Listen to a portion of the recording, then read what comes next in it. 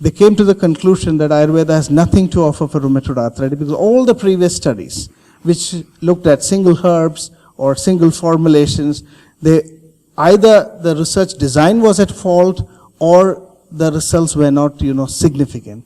So this is the key finding, that we found that if we shift our attention, it's just like the story of the lamppost, You have to bring the lamppost to where there is darkness and not search under the lamppost. So all the things seem to be happening in clinical practice. And how do we bring more light there? How do you better understand? So here we have the problem of diagnosis, like within the Ayurvedic community, there is rheumatoid arthritis equated to Amavata and Vatarakta. And so if you do a multicentric trial, physicians making judgments based on different diagnostic criteria. Now this would complicate the whole scenario. And another thing is that we need to develop a complex treatment algorithm if we are to objectify what the Ayurvedic physician did. I mean, how did they? Because two things we had to do, which was very different from a normal clinical trial. One is that, different medicines were given for different patients. The second thing was that the treatment would be changed in the course of the trial. Now, these are two things which are unheard of in a modern clinical trial. I mean, the same medication has to be completed till the end. Now the questions are, on what logical basis did you make these modifications? Can they be explained? So we have tried to develop what we can call as, algorithm flow charts, where in some way we can tell in this condition we give this medicine, when those symptoms change, you have to modify the treatments. So will this kind of an approach help us to develop a more, compatible model for testing complex Ayurvedic treatments? So I'm just, throwing up a few questions. And another thing which we did was to develop placebos. It was a double-blind study. We had 3 groups. One group had classical Ayurvedic treatment and placebo Methotrexat. Second group had Methotrexat and placebo classical Ayurveda, which means you had placebo kashayas, placebo lehyams, placebo aristams. This was very challenging. We had to work with, and is this really desirable? Because one problem is, if the physician has to modify his treatment based on the response, then it's very likely to get unblinded. If in our study that was taken care of because all the 3 groups received active treatment, one form or the other. So the patients generally improved. But if there was no improvement, and the Ayurvedic physician would be alerted that I'm giving a Amapasana Kashayam, 10 days, 15 days, 30 days, nothing is happening.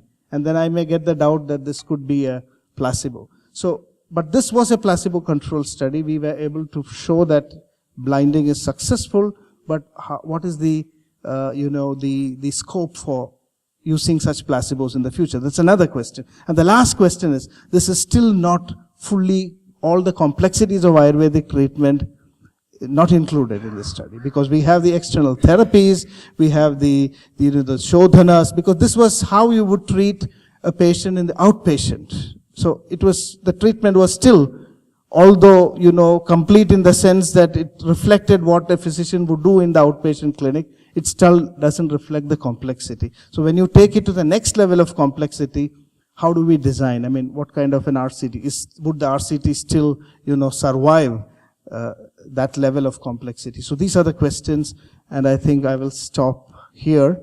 Hope I didn't throw too much confusion. I wanted to just, put up a few questions. I did not explain my study in detail because I thought we have been talking about it for quite a lot. But if there are any clarifications required during the question session, we can have it. So I would now like to invite Professor Anand Dhruva to deliver his talk. I'm going to talk a little bit about this research that I've been working on for the last several years, which really addresses how do we implement true Ayurveda for cancer patients. And the sample of cancer patients we're looking at are patients after receiving allopathic treatment. And I'm going to just show you the first phase of this project, where we really tried to define the problem. How would you view cancer from an Ayurvedic perspective? And that's what I'm going to show you here. Just wanted to just show you just a few images of where I come from, far away from here, actually, maybe almost halfway around the world. in San Francisco, and you just have some images of my home. This is our integrative center at the University of California, and then also one of our exam rooms there where we do integrative medicine. Again, just to give you a flavor for where I'm coming from. So as an overview, I'd like to first talk to you a bit about the Ayurvedic perspective on cancer causes and pathophysiology, the Ayurvedic approach to treating cancer, the Ayurvedic perspective on the effects of biomedical treatment of cancer, and then an Ayurvedic approach to supportive care also. And so I think I'd like to just start with some basic questions, which is that why should we do research on Ayurveda, or should we do research on Ayurveda? And I think this is a very interesting question. And I think there are some groups who feel that we shouldn't do this, that it might undermine Ayurveda in some way or limit its potential. But I would propose to you 3 reasons why we should do this kind of work. Number 1 is that research is a way of engaging with the international scientific community. And I think that Ayurveda really needs to do this. Chinese medicine has realized this and is many years ahead of us in having this dialogue. And the results of that are being seen now. In the United States, for example, acupuncture is now on the verge of being covered by major insurances. And this is a major success for Chinese medicine. And I think Ayurveda needs to follow that model to an extent, again, so that our system also can spread and other people can benefit from it. The second reason I would propose to you is that though the classical texts have described how to treat many diseases, we don't need to know that whether Ayurveda works. We know that it works, but in the modern context, do we know the right way to use Ayurveda? In my field of oncology, we have chemotherapy, we have radiation therapy. These treatments are obviously modern. And do we know how Ayurveda interacts in that modern context? And I think this is another relevant research question that should be asked. And then I think thirdly, Ayurveda has the benefit of addressing many modern conditions as well. And I think, again, we need to interpret it in this modern context. These are, I think, 3 reasons for that. So this was the premise of our research study, which is to represent real-world Ayurveda. Ram alluded to this a moment ago, is that that's, I think, has to be the core of what we do in research, the true practice of Ayurveda. But also at the same time, trying to accommodate research objectives. Some examples I've given you is reproducibility. So one of the key aims of scientific research is that the study should be reproduced and produce the same results. And so we have to develop methods to allow that while still allowing the complexity of Ayurveda to live within the study. Secondly, analysis of outcomes. Not all research results are interpretable. We have to have results that actually can be interpreted and can make sense. And so again, the design has to account for that as well.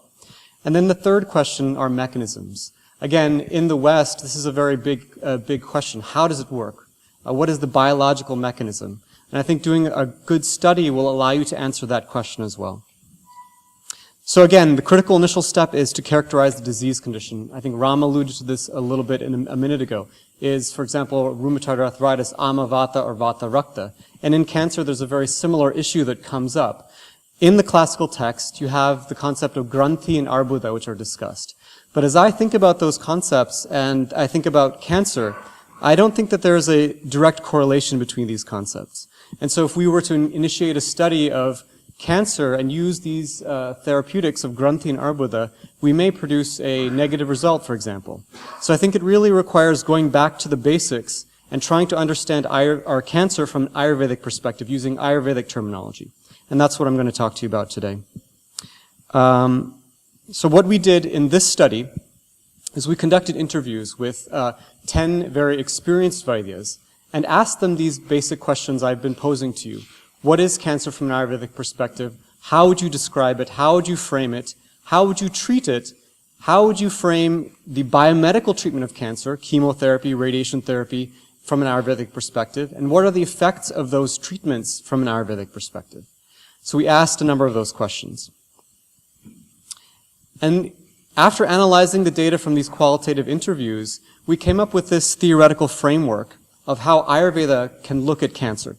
And I'll walk you through this model a bit, step by step, going from the important steps. But let me start and just at least give you the key aspects here. So the top, of course, you have Nidanam. Of course, all of the discussion of Ayurvedic Samprapti starts with the causes.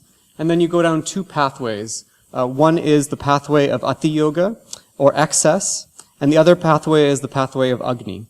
And regardless of which pathway you can come in from the door in the back. Regardless of which pathway you travel down, you come down to the common points, which is weakened dhatus, and balopagatam, which is really weakening of the strength of the body. And again, that leads you to this setup where there's a predisposition to develop cancer. And let's walk through these steps a little bit in more detail. So first, Nidanam. So these were some of the important causative factors that came out of our study. Of course, inherited factors. And again, this resonates nicely with Western medicine, which also places great emphasis on inherited factors for cancer. Weakening of the digestion.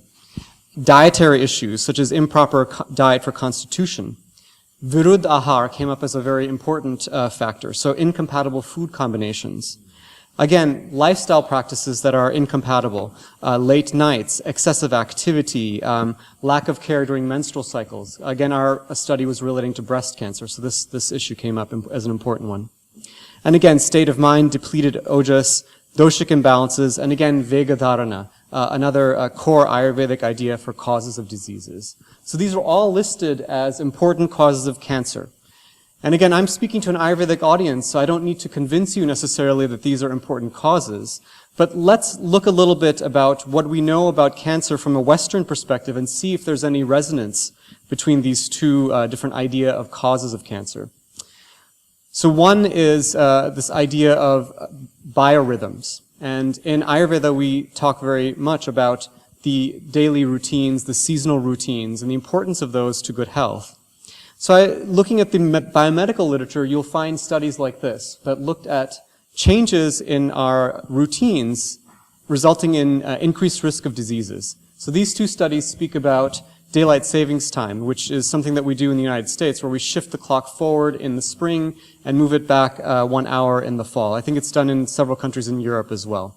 And what they found when they did these studies is that with just this 1 hour change in our routine, our schedule, that there was an increase in traffic accidents on the day following this change, right? And in the study in the bottom, suggested that there was even an increased risk of heart attacks, myocardial infarctions, when this 1 hour shift in schedule was made. And to me, this really echoes or resonates with Ayurvedic ideas, right? When we change our routines, when we change our foundations, our health becomes more vulnerable. And different things can manifest in terms of physical disease or even accidents. So if we take it into the cancer arena, there is research that suggests that those who do night shift work have an increased risk of cancer. And there are several studies in this meta-analysis that I've listed for you that suggest this. So that basically if you're working nights and sleeping days, that you have an increased risk of certain cancers. And this meta-analysis suggested this, and there's actually several other studies that support this idea as well.